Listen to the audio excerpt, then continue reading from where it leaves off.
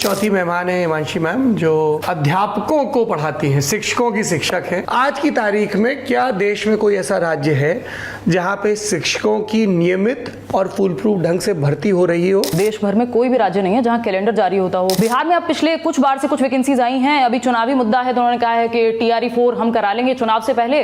फिर वो ये बात कह के भूल गए। BPSC का कैलेंडर जारी हो गया, उसमें टीचिंग वैकेंसी की कोई चर्चा नहीं है। उत्तर प्रदेश की तो हालत हम सभी जानते हैं कि वहां स्कूल बंद हो रहे हैं, 7 साल से कोई शिक्षक भर्ती नहीं है। कुछ टाइम पहले यूपी गवर्नमेंट के ऑफिशियल हैंडल से उनके एक ट्वीट आता है कि 2 लाख भर्ती जो है हो जाएंगी 2026 तक शिक्षकों की। वो फिर कुछ घंटों में भर्ती मिल जाती है, उनको सबकी सिलेक्शन हो जाता है और वो ट्वीट गायब हो जाता है दोपहर तक। तो इतनी जल्दी भर्ती हो गई? यस, तो नोटिफिकेशन भी आ गया, पेपर भी हो गया, सारी चीजें सब सेलेक्ट हो गए और दोपहर तक ट्वीट ही डिलीट हो गया। ये ऑफिशियल अकाउंट की बात है। प्रयागराज मैं जा चुकी हूँ कई बार, वहां शिक्षा सेवा आयोग बन रहा है कई सालों से कि ये बिल्कुल टीचिंग वैकेंसी के लिए ही देखेगा, बट वो सालों से बन ही रहा है, हो कुछ नहीं रहा उसमें भी। 6 साल तक ये चला कि बीएड वालों को प्राइमरी में हम लेंगे और फिर एक दिन 6 साल बाद फॉर्म भरवा के 50 जगह उन्होंने अप्लाई कर दिया और कह दिया कि नहीं बीएड वाले अब एलिजिबल नहीं है। सीटेट साल में 2 बार हुआ करता था, इस बार वो भी नहीं हुआ, डिले हुआ है। लोग जाकर के जो टीचर और स्टूडेंट हैं वो RTI लगाते हैं तो वहां से जवाब आता है RTI का, CBSE कहता है कि वेबसाइट चेक करते रहो।